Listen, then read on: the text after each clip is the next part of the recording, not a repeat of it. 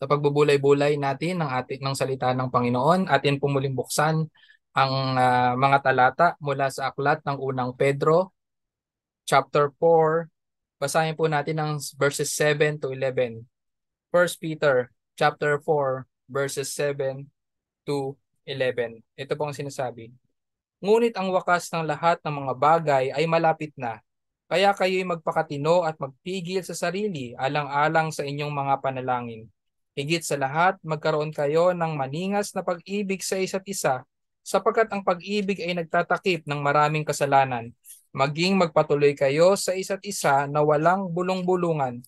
Kung paanong ang bawat isa ay tumanggap ng kaloob, ipaglingkod ito sa isa't isa bilang mabubuting katiwala ng masaganang biyaya ng Diyos.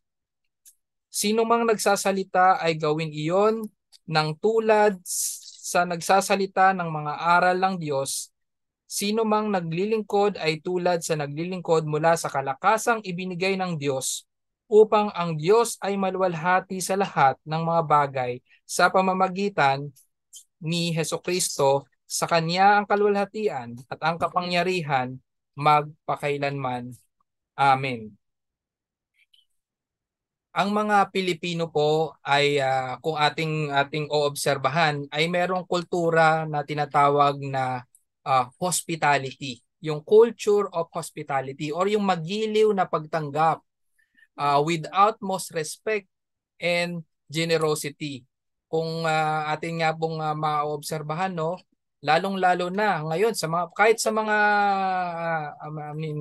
malalo sa mga probinsya, no, kung paano magtanggap ng bisita ang isang pamilyang Pilipino. Talaga nga naman ay pinaghahandaan talaga ito at binibigyan ng special na treatment ang mga bisita na kanilang tinatanggap. Ang mga Christian po, ang mga Christian din po sa ating talata na ating pinagbabatayan sa mga sandaling ito, in the final stage of God's redemptive plan, katulad nga ng nasusulat dito sa verse 7, ngunit ang wakas ng lahat ng mga bagay ay malapit na, meaning ito na, nandito na tayo sa final stage ng redemptive plan ng Panginoon.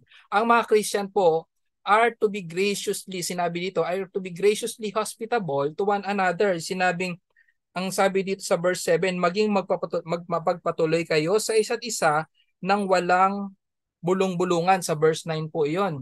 Hospitality dito, yung hospitality is not possible. Yung sinasabi dito ng hospitality, it's not possible without the kind of love Peter calls for throughout his letter. Sabi nga rin dun sa verse 8 na pinag-aralan natin last time. Higit sa lahat, magkaroon kayo ng maningas na pag-ibig sa isa't isa sapagkat ang pag-ibig ay nagtatakip ng maraming kasalanan. Yung pagtawag ng yung call ni Peter for throughout his letter, yung with a kind of love na sinasabi niya dito, kinakailangan po iyon sa pagiging hospitable. Sabi nga ni Clement of Alexandria, hospitality akin to love. Ibig sabihin, yung pagiging hospitable ay related to love.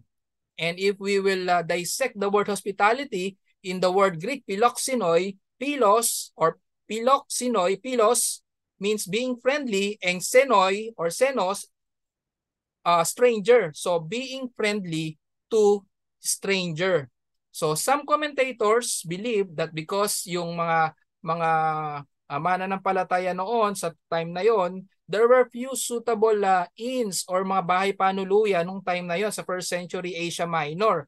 And Christians welcome traveling fellow believers into their homes as overnight guests. Maaring ganito ang maging maging maging interpretation dito, yung pagwe-welcome ng mga fellow believers sa mga traveling Christians. But dito, it is more likely, according to other commentators naman, that the hospitable character dito, yung pagiging mapagpatuloy, mentioned ay functions within and among the local community of believers. No? Yung local church, yung pagiging hospitable ay nangyayari within the group of the local church, no? Because of the repetition of the reciprocal expression in verse 8 to 10, yung mga sinabing word na sa isa't isa, for one another, to one another, serve one another.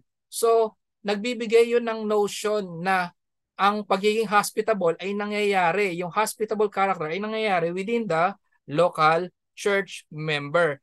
Peter may be expecting here na yung kanyang mga yung Peter may be expecting sa kanyang mga readers na to open their homes for the purpose of Christian worship. At nangyayari po talaga nung time na yun sapagkat wala pa talagang mga buildings to worship nung time na yon. Hindi katulad sa atin ngayon, talagang meron ng mga narerentahan or na i-build na mga buildings to be a worship of place of worship.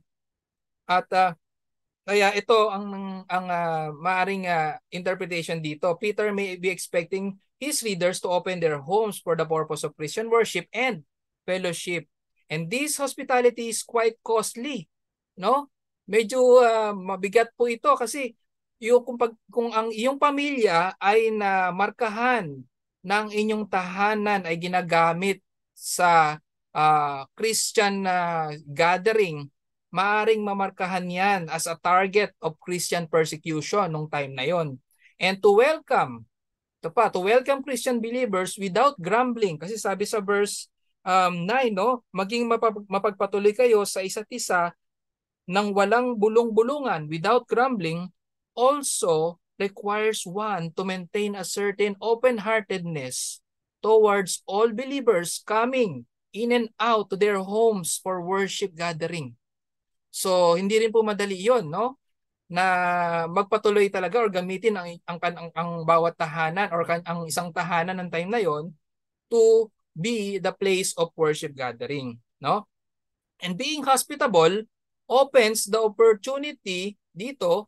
Makikita natin dito sa mga susunod na talata, makikita natin dito yung pinaka main topic natin, yung pagiging hospitable.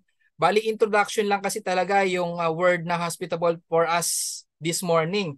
Yung pagiging hospitable opens the opportunity, the exercise of Christian service, no? Not just the host nagpa-participate doon sa exercise of Christian service. Gayon din yung mga other Christian believers gathering in one place, no? So nakita natin na yung pagiging hospitable, nangyayari iyon sa group of Christian believers gathering in one place. At na-exercise nila ang tema natin sa araw na to, yung mutual act of Christian service. That's our topic for today. This how Christians in the kind of open-heartedness of the host family as well as the other believers going into their houses exercise mutual act of service. And it is a great blessing for us today also to hear this message na bagamat kakaunti pa lang tayo sa bilang, no, and Lord be willing madadagdagan tayo, how do we do this mutual act of service or ministering, no? Yung sabi dito, yung service is or ministering ang term natin dito. How do we do this mutual act of service or ministering to one another? Now Peter gave us, number one, the fundamentals of this instruction on how are we going to exercise mutual act of service or ministering to one another. And number two, Peter gave the specific details of the instruction. So bago po tayo magsimula, hilingin po muna natin ang tulong ng Panginoon sa ating pagbubulay-bulay. O aming Panginoon, pinupuri ka namin at pinasasalamatan muli sa oras na itong pinagkaloob mo, O Diyos, bagamat ang inyong lingkod ay nangangaral online, ay niloob mo pa rin, Panginoon, na maipahayag ang inyong salita sa aming mga kapatid dito sa aming gathering sa Herald of Grace Bible Fellowship of Kuwait. At nawa po, Panginoon, mangusap kayo sa bawat isa sa amin sa pangaral ng inyong salita at tulungan nyo kami ng bigyan ng pangunawa at pag-intindi sa mga salita mo na nais mong iparating sa amin. At dalangin din namin, O Diyos, ang bunga nito sa aming mga buhay na lalo pang lubakad ng may pagsunod sa iyong salita at gayon din sa kaligtasan ng mga wala pa sa aming Panginoong Kristo. Maraming salamat pong muli. Ito po ang aming samudalangin sa pangalan ni Jesus. Amen. Number 1, si Peter po ay nagbigay ng mga fundamentals of the instruction on how are we going to do mutual act of service to one another bilang isang iglesia, no? Nagtinitipon ng Panginoon sa isang lugar. Number one of the sub point po sa fundamentals of the instruction of Peter. They serve according to the gift. Number 1, they serve according to the gift. Ang sabi po dito sa ating teksto, sa verse 10, kung paanong ang bawat isa ay tumanggap ng kaloob.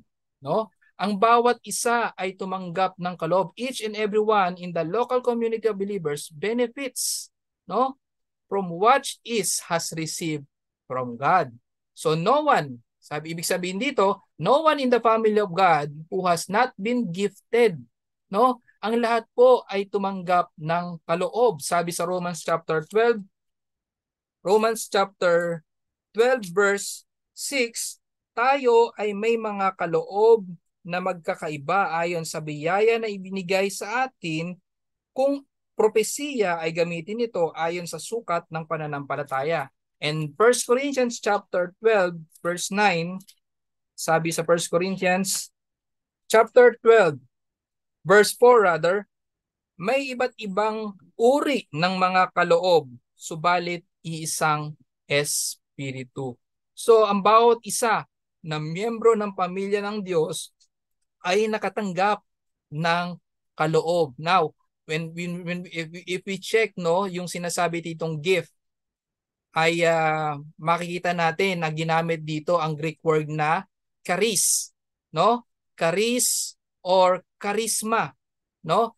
Pag sinabing charis, ito rin ay nagsasabi na ito ay biyaya, grace, no? Hindi ito malayo sa salitang grace. At ganun din ang gift. Pag sinabing gifts, Peter uses the word charis or charisma.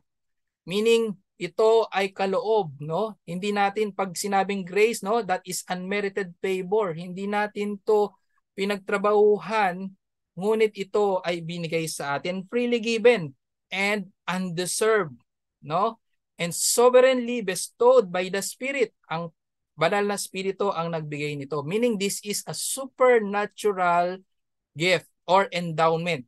Endowment ay pinagkaloob ng banal na Espiritu. Ang sabi ni Edmund Clowney, no? Sabi niya, every gift that is ours by creation has been touched by the Spirit in our recreation or sa pagiging born again natin. Nung tayo ay na-born again, yung mga gift na meron tayo when we were created ay inactivate, touched by the Spirit in our recreation. And we cannot think, no, of these gifts or grace or gifts apart from grace. Kaya nga yung sinabi natin kanina na yung word na charis, to relate gifts as grace. We cannot think of gifts apart from grace. Binigay lamang ito sa atin, no? We don't deserve this, freely given, sovereignly bestowed by the Spirit. The family, yung hosting the worship gathering without grumbling, no?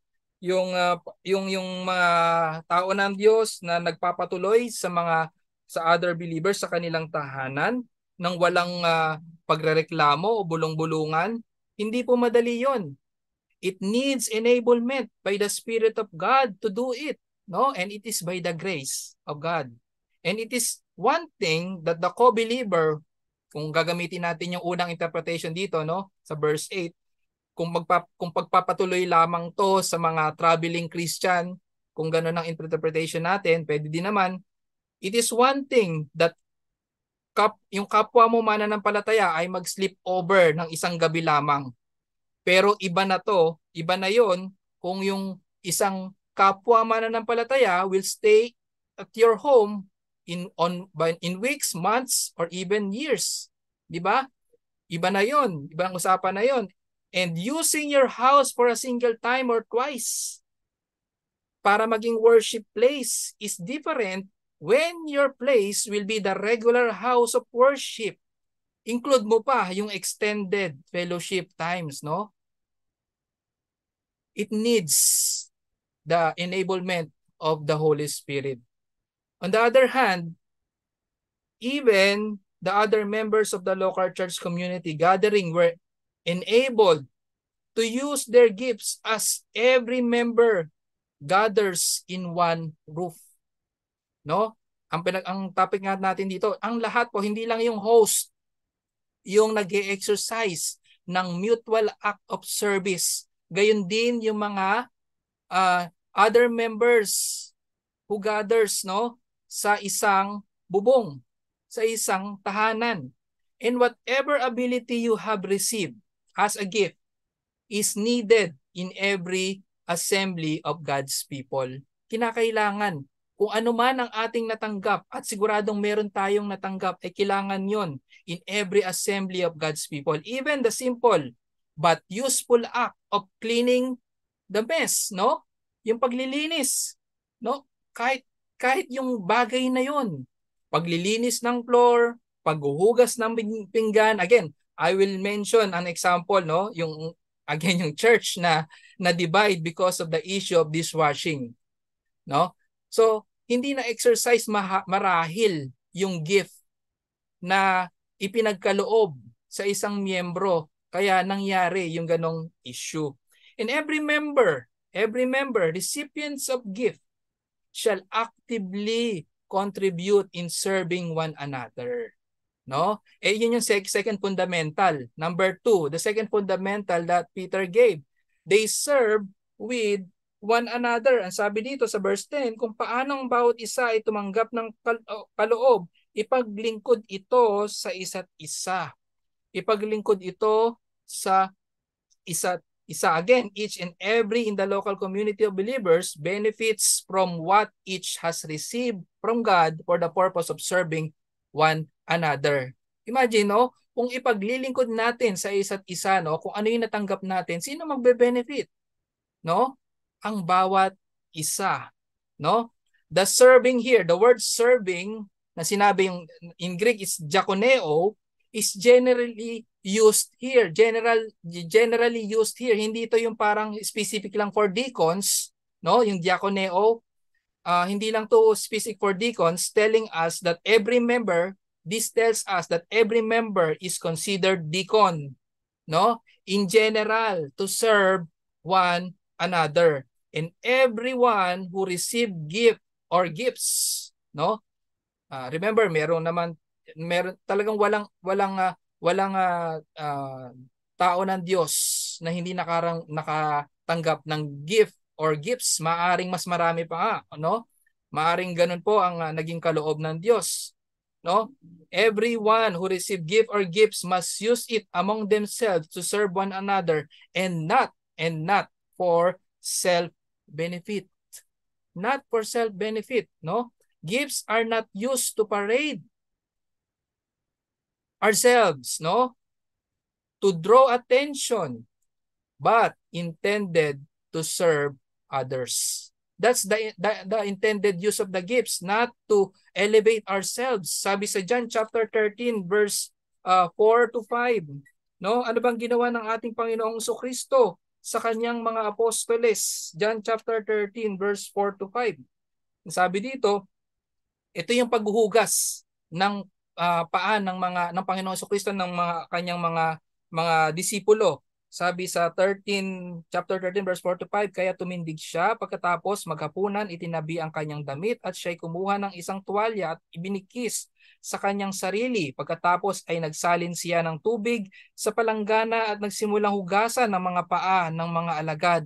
At pagkatapos ay pinunasan ng tuwalya na nakabikis sa kanya. And let's read verse 12 to 14. Kaya nang mahugasan niya ang kanyang mga paa at makuha ang kanyang mga damit ay muling maupo, ay sinabi niya sa kanila na Lalaman ba ninyo kung ano ang ginawa ko sa inyo? Tinatawag ninyo akong guro at Panginoon, at tama kayo sapagkat ako nga. Kung ako nga na Panginoon at guro ay naghugas ng inyong mga paa, kayo man ay dapat ding maghugas ng paa sa isa't isa.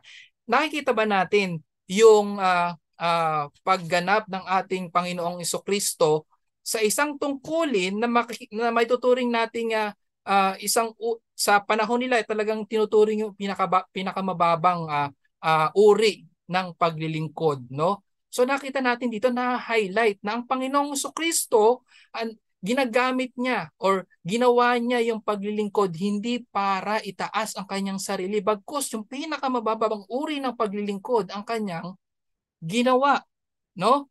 Our Lord Jesus Christ served His disciples by washing their feet. And the common mindset when a person stands in the assembly of the believers, itong common mindset, no? And nakuha ko to kay Pastor Albert Almartin. No? Sabi niya, what has this church got to offer me? No? Ito yung common mindset ng isang tao pag siya ay nakapunta sa assembly ng mga tao ng Diyos.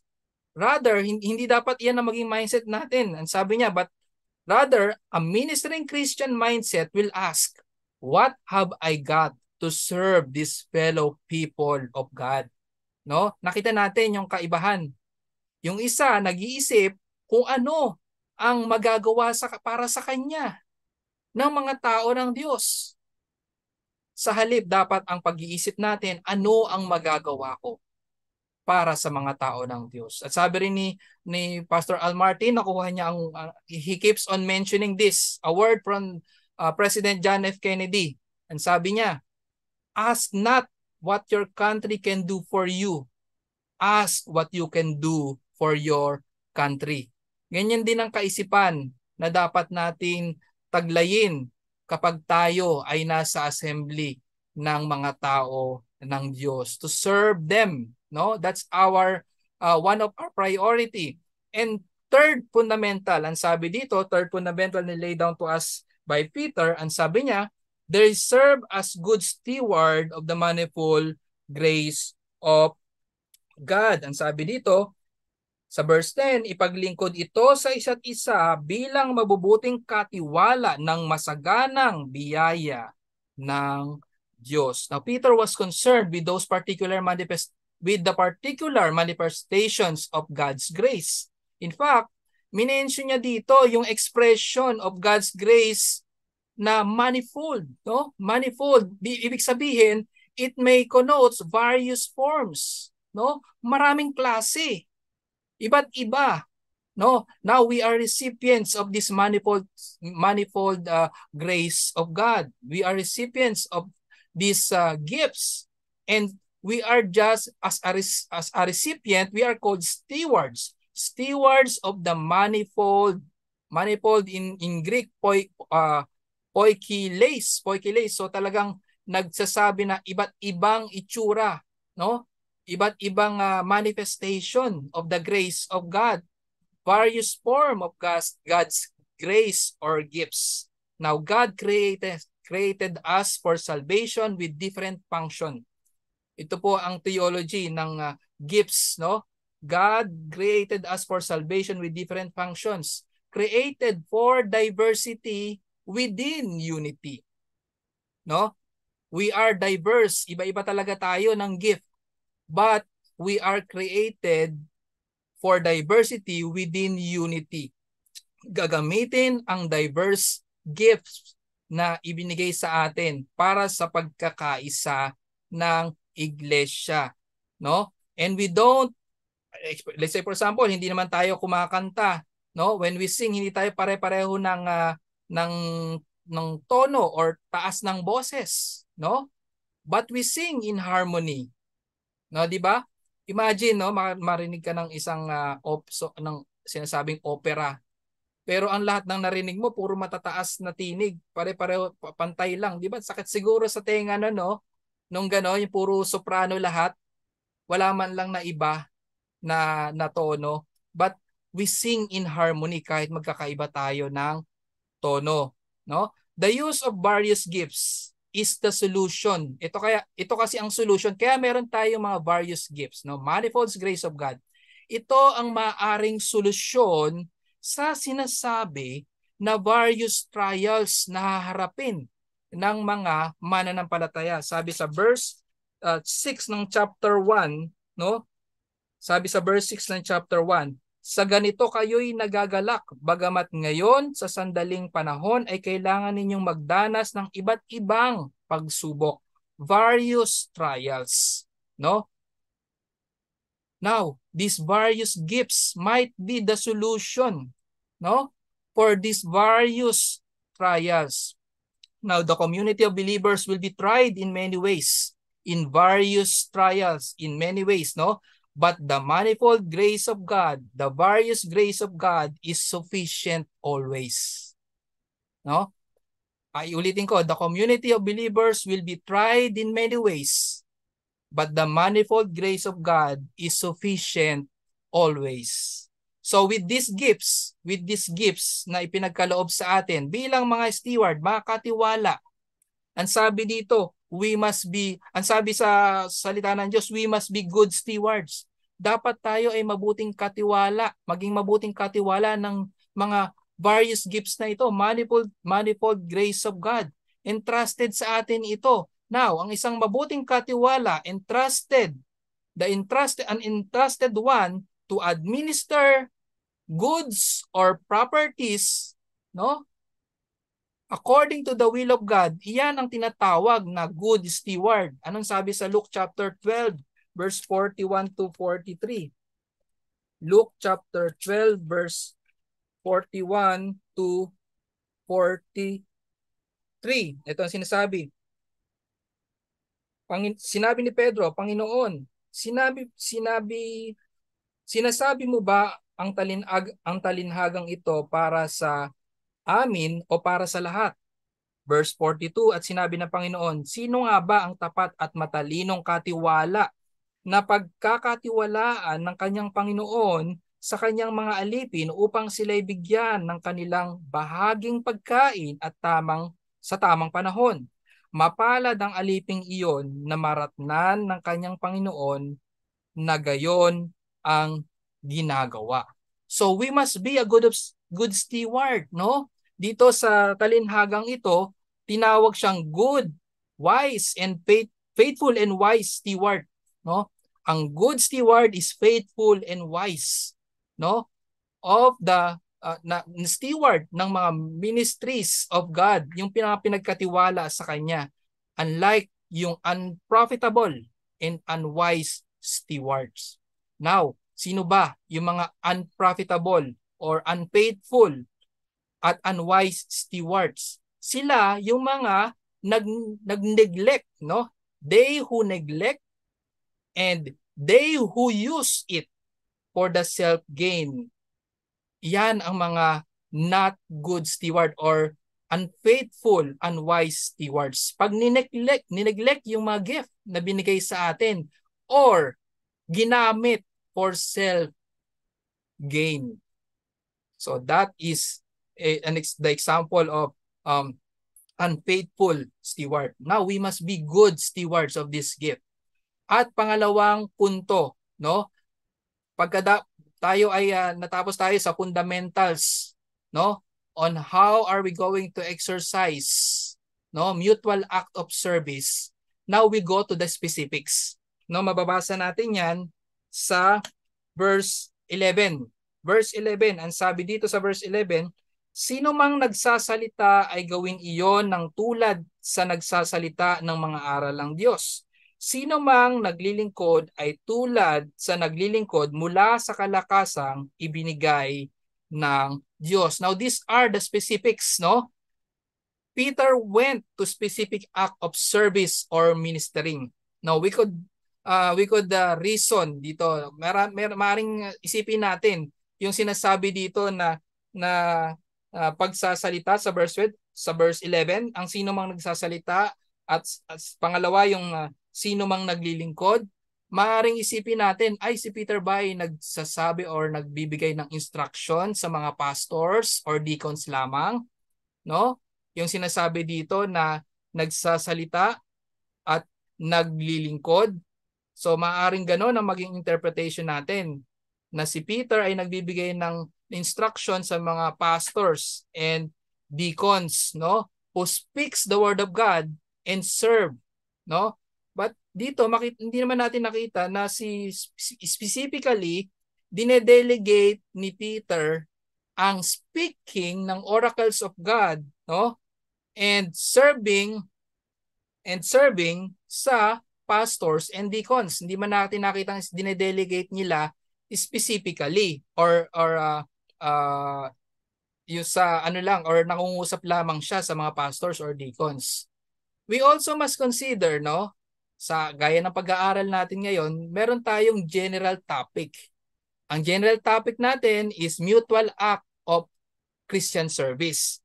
And when we read instructions about the speaking, no, wala tayong problema dun sa paglilingkod no, sa first part. Dalawa lang naman kasi yung specific instruction dyan. And when we heard the instruction about speaking, dapat ba tayong magbigay ng isa pang heading na speaking naman, tsaka serving? So, might as well na gawin natin how are we going to study this, that speaking and serving here represents the whole, no? The whole of one's activities in mutual act of Christian service. So yung speaking and serving dyan, yan yung kabuuan, general, as a whole, na gawain ng mga mananampalataya in their exercise of Christian act of serving one another. And Paul expresses a very similar thought sa Colossians chapter 3 verse 17, no? Colossians chapter 3 verse 17. So words or deeds must be done in the name of our Lord Jesus Christ. Colossians 3 verse 17. At anumang inyong ginagawa, no? Sa salita o sa gawa, gawin ninyong lahat sa pangalan ng Panginoong Hesus na nagpapasalamat kayo sa Diyos Ama sa pamamagitan niya. So, dito, tumuloy na tayo doon sa mga specifics. Number 1, yung speaking. No? Sabi dito, whoever speaks, sino man, sabi sa verse 11, sino mang nagsasalita ay gawin iyon ng tulad sa nagsasalita ng mga aral ng Diyos. Whoever speaks, as one who speaks, oracles of God. Now, this should probably be taken to mean that those who teach, those who speaks about Christ and offer counsel in His name must see themselves to be representing God's words to the community. No? Each and every individual, no? Bawat isa sa atin, kung tayo man ay nagsasalita patungkol kay Kristo or maaaring nagbibigay tayo ng payo, no, biblical counsel sa ating mga kapwa mananampalataya, we must put in our minds that we are representing God's words to the fellow believers, no? Ang sino mang nagsasalita ay gawin iyon ng tulad sa nagsasalita ng mga aral ng Diyos. We are representing the word of God, and we must be serious whenever we stand, no? Whenever we stand in any chance, in every moment. Sometimes mabigyan kayo ng pagkakataon to teach, sometimes mabigyan ng pagkakataon na magbigay ng counsel, whether it in your private fellowship encounter with co-believers, no? It must be serious, no? It is a serious engagement for every believers because we are representing the very word of God para sa mga kapwa mananampalataya, no? We must be serious in this activity. We are speaking for God and relaying His words to our fellow believers, no?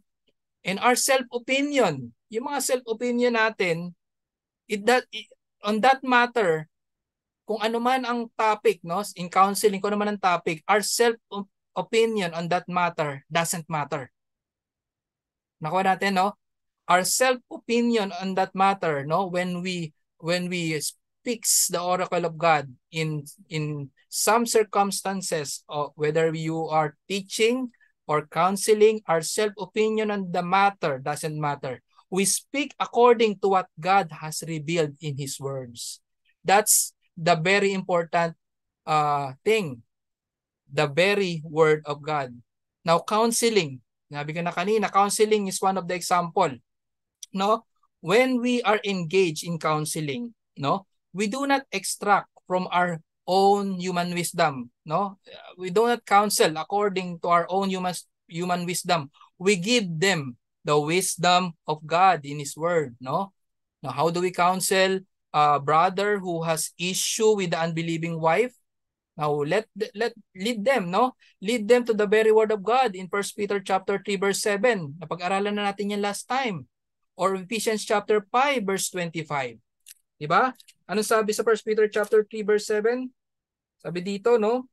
Gayon naman kayong mga lalaki, maging mapagbigay kayo sa inyong mga asawa na inyong pagsasama, mga asawa sa inyong pagsasama na binibigyan ng karangalan ng babae bilang isang mas marupok na sisidlan, yamang sila man ay tagapagmana rin ng biyaya ng buhay upang walang makahadlang sa inyong mga panalangin. Or kung ikaw naman, no?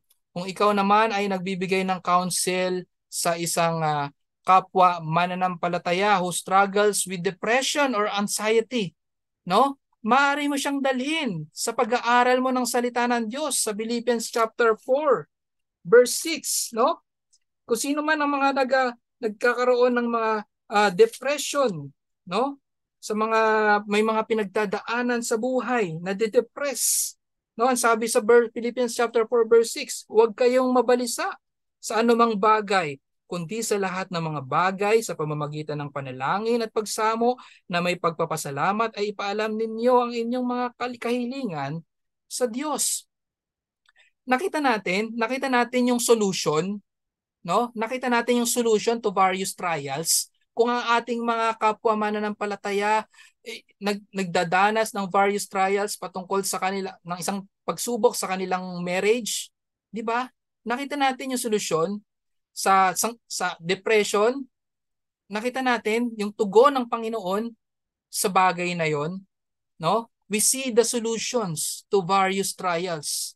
The solution, no, is given to us from the manifold grace of God. It is by the various graces or gifts from God given to every believer to be used for serving one another, and thereby sa pagkakataong yun na-encourage natin, na-edify natin, no? At minsan maaari pa nating magamit yon to rebuke, no? To rebuke our kapwa mananampalataya, no?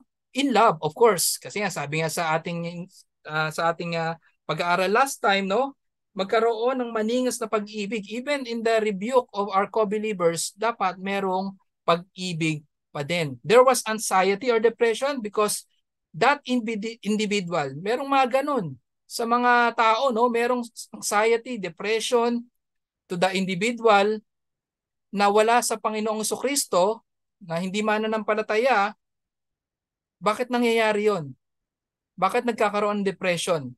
Alam nyo, yung society ngayon treats depression as mental health, no? At nire-resolve iyon with the aid of human psychology, no?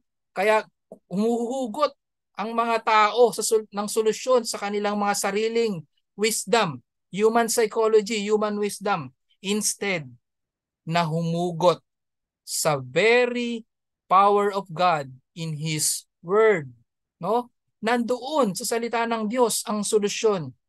At pangalawa, pumunta tayo dun sa serving, specific instruction ni Apostle Peter. Ang sabi niya, sino mang naglilingkod ay tulad sa naglilingkod mula sa kalakasang ibinigay ng Diyos, no? God also provides strength for the service. That's it, no? God also provides strength for the service. Nagmumula sa Diyos ang kalakasan, no? This is often said sa ano na to, sa yung kung babasahin natin, no, yung paglilingkod, no? Sometimes i-interpret to sa with reference to finances. Pagka daw may gawain, no? Ang Diyos ang nagbibigay ng resources, no? And naniniwala din naman tayo that God's work never lack God's supply. Naniniwala tayo diyan na hindi magkukulang ng supply ang Diyos para sa kanyang mga gawain. God's supply with respect to finances can be debated sa topic na to. But verse 11 implies that God supplies strength. Ang pinag-usapan dito, strength, kalakasan, no? Sabi sa verse 11, no? Ang sino mang naglilingkod ay tulad sa naglilingkod mula sa kalakasang ibinigay ng Diyos. No? Strength po ang pinag-usapan dito to perform the task at hand for those who serve others in Christian community. No? When you offer your house to be a regular place of worship, syempre, kasama na rin doon na magkakaroon ka ng extra hugot sa iyong bulsa, may extra expenses yon on your part, gayon din naman, extra strength din ang kailangan mo sa pagpapahiram mo ng iyong tahanan sa pananambahan. Kinakailangan mong i-prepare ang house, linisin ito bago ang oras ng pananambahan pagdating ng mga kasamahan sa worship. And service, no, is not limited to those in official capacity. Except meron naman talagang mga mga official delegated tasks sa mga mananampalataya. Example, yung mga in charge sa worship leading, no? Yan yung mga official delegated tasks. But yung service hindi lang doon limited, no? But refers to all believers offering what they can to meet the needs of others within the community. Now, what will you do? Anong gagawin natin if we see the genuine financial need of other brothers or sisters? No? To give a direct financial assistance coming from your own pocket is an act of service. No? Act of service yon sa ating kapwa mananampalataya. Now you are given by God extra savings. Use it for the community of believers who are in genuine need. No? God did not save us in Christ, given us gifts, just to withhold it for the service of one another in the church. Yun nga yun, pag nineglect natin yan, hindi yan binigay sa atin ng Diyos, no? Para i-withhold. And this is how God preserving His people in the midst of various trials. It is by inculcating gifts, no? Tinamnan tayo ng mga gifts within us. And we do not earn it. Grace nga siya. It is by grace to be used to edify suffering believers in various forms, no? Various gifts for various trials. Christ did not die for sins of His people and left them incapable, no? Or yung without help on how to live after being made righteous, no? Hindi tayo iniwan ng Panginoon na hindi natin incapable tayo, kaya nga tayo binigyan ng gift, no? We've got gifts to be used in ministering for one another as we live day by day until the second coming of our Savior. And when we exercise these gifts, no? When we exercise these gifts of speaking, to serve your brethren, doing it as God's serious representative of His oracles, ng mga salita niya, and when we serve with the ability that God supplies, no, God is glorified. No, God is glorified who saved you through Christ. Next time pag-aaralan pa natin 'yan, how yung last part ng verse 11. God is glorified. Ano sabi sa last part ng verse 11, no? Ang sabi dito, upang ang Diyos ay maluwalhati sa lahat ng mga bagay sa pamamagitan ni Jesucristo. Sa Kanya ang kaluwalhatian at ang kapangyarihan magpakailanman. Amen. Now, anong mga application natin dito? No? Mutual act of Christian service. No? It is difficult. Hindi, it's easier na sabihin ito, pero mahirap gampanan. Mahirap gawin. Easier said than done. No? Mutual act of service is a difficult and costly task. No? It will really cost us something, no, as followers of our Lord Jesus Christ. Nagbigay na ng ang ating Panginoong Kristo ng pauna diyan, no? When we follow Christ, no, yung pagganap sa kanyang mga kautusan, meron talagang difficulty level yan at costly para sa atin. Matthew chapter 16 verse 24. Matthew 16 verse 24 says, pagkatapos ay sinabi ni Jesus sa kanyang mga alagad, kung ang sino man ay ibig sumunod sa akin, tanggihan niya ang kanyang sarili, at pasanin ang kanyang krus at sumunod sa akin. And Luke chapter 14 verse 27. Luke 14 27 says, sabi ng ating Panginoon sa Kristo, sino mang hindi nagpapasa ng kanyang sariling krus at sumusunod sa akin ay hindi maaring maging alagad ko. So nakita natin yung contrast ng dalawa. Sa pagsunod natin sa ating Panginoong Kristo, sa pagganap ng tungkuling ito, mutual act of Christian service. No? This is difficult and will be costly task for us. No? Kinakailangan natin gawin ito sapagkat kung hindi natin ito gaganapin, so paano natin masasabi na tayo ay tagasunod ng ating Panginoong Kristo? And it is aching to love, no? Yung hospitality, sinabi natin kanina, aching to love. And in general, Christian act of mutual Christian act of service is akin to love, related to love. Kaya natin pinag-aralan muna ang pag-ibig. Mainit na yung sinasabi na maningas na pag-ibig sa isa't isa, no? Diyan humuhugot, no? Diyan ang hugot, no? Kasi may pag-ibig sa isa't isa kaya natin nagagampanan din ang mutual act of Christian service. Well, ang pag-ibig din naman ay pinag-aralan natin, ay gift din yan, no? Yung Christian love for one another, no? For God and for one another, that is a gift, no? Gift to us. We are naturally selfish talaga bilang mga tao na hindi pa lalo na kung hindi pa tayo mananampalataya, we are naturally selfish. Or if there is a innate hospitality, sabi nga kanina, ang mga Pilipino ay sinasabi na hospitable. Actually, sinearch ko pa yan sa internet, no? Kung ang mga Pilipino ba ay talagang hospitable, hindi naman pala. Tinitingnan ko kung sino ang pinaka-hospitable country, hindi Philippines ang lumabas.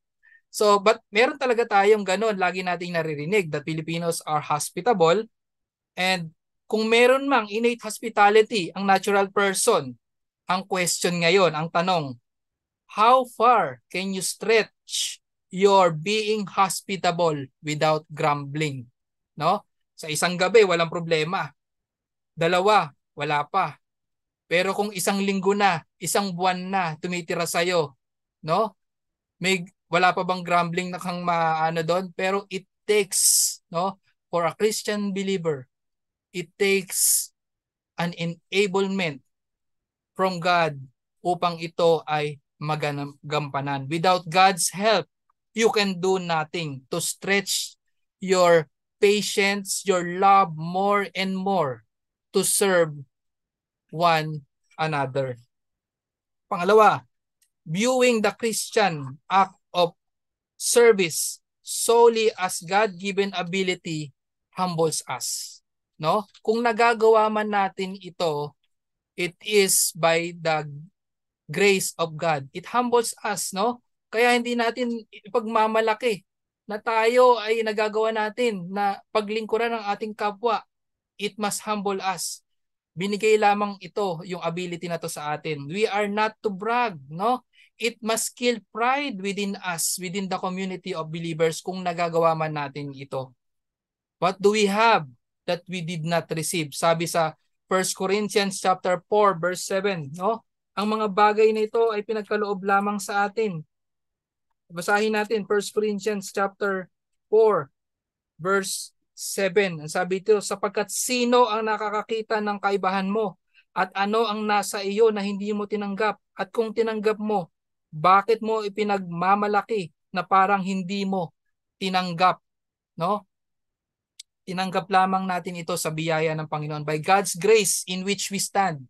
No? Sa biyaya lamang tayo nananangan. Doon lamang tayo nakatayo.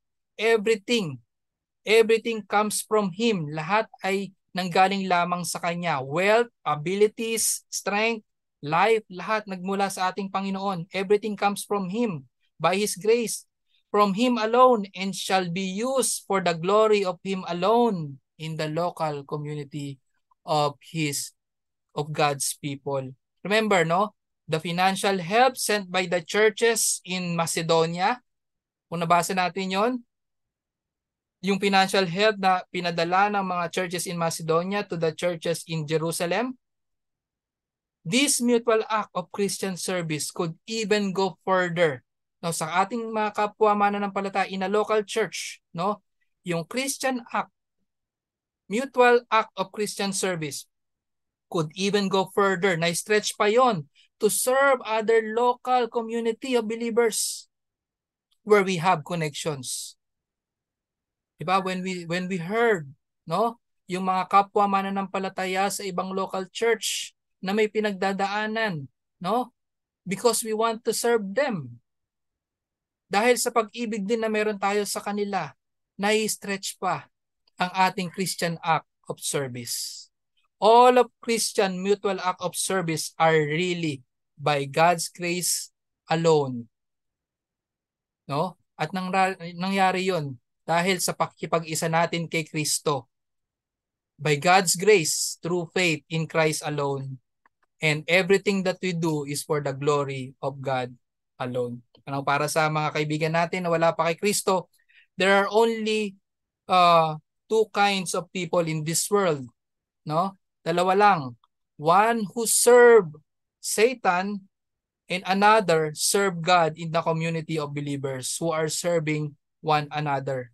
Now the Bible says in Matthew chapter 24 verse 5, no, whatever you do to the brothers of Christ, you do it to serve Him. Matthew chapter 25 verse 40. Di ba? Mahalagang tingnan natin ito. Kung hindi natin ginagawa ang mga bagay sa ating kapwa mananampalataya alang-alang kay Kristo, kanino natin iyon ginagawa? No? Matthew chapter 25 verse 40. Ang sabi natin Panginoong Jesucristo at sagot sa isang talinhaga dito, no? Sabi dito sa Matthew 25 verse 40, at sasagot ang hari at sasabihin sa kanila, katotohanan ang sinasabi ko sa inyo, yamang ginawa ninyo ito sa isa sa pinakamaliit sa mga kapatid kong ito, ay sa akin ninyo ito ginagawa. Christian, paano natin paglilingkuran ng Panginoong Jesucristo? Paglingkuran natin ang mga kapatid ni Kristo. No, sino ba 'yon? Ang kanyang mga tao sa iglesia. Now, kung titingnan natin, kung hindi ka naglilingkod kay Kristo, kanino ka naglilingkod? No? Kaya nga dalawa lamang ang tao sa mundong ito. Naglilingkod kay Kristo at naglilingkod sa hindi kay Kristo kundi kay Satan, no? Yun lang naman yun eh. Dalawa lang. Whatever you do to the brothers of Christ, you do it to serve Him. In other words, if you are not serving the people of God, you are not serving God. No? If you are not serving Him, you are serving your master Satan. There is no neutral ground, no? Lagi nating naririnig yan. There's no neutral ground. Dalawa lamang ang klase ng tao, no? You might think that being a good person is enough to assume that you are in Christ. But the Bible says following Christ includes serving Him with and through His people. No? We serve Christ with the people of God. And we serve Christ through the people of God. Diba? When we serve the people of God, we are serving Christ. And also we serve Christ with the people of God. And to be a sure, mga kaibigan, to be a sure follower and servant of Christ, you need to repent of your sins and put your trust in the saving grace of God through Christ alone, who died to save sinners, no? Like you and me. He died to save sinners. And apart from works, no? Apart from works, to present us righteous before God. We cannot save ourselves, kaibigan, no? Hindi sa ating mga mabubuting gawa. or hindi sa ating paggawa ng, maaari sabihin mo, ay hindi man ako gumagawa ng masama, pero hindi ka rin gumagawa ng mabuti. No? Hindi yun mabuti. Yun, ang hindi paggawa ng masama ay hindi rin mabuti. Ang kinakailangan ay gumawa ka ng mabuti. Pero ang paggawa nating mabuti ng mabuti ay hindi nakaabot sa standard ng Panginoon. Kaya kaibigan, hindi mo maililigtas ang iyong sarili kung ang pag-asa mo ay sa paggawa ng mabuti. You need to repent of your sins.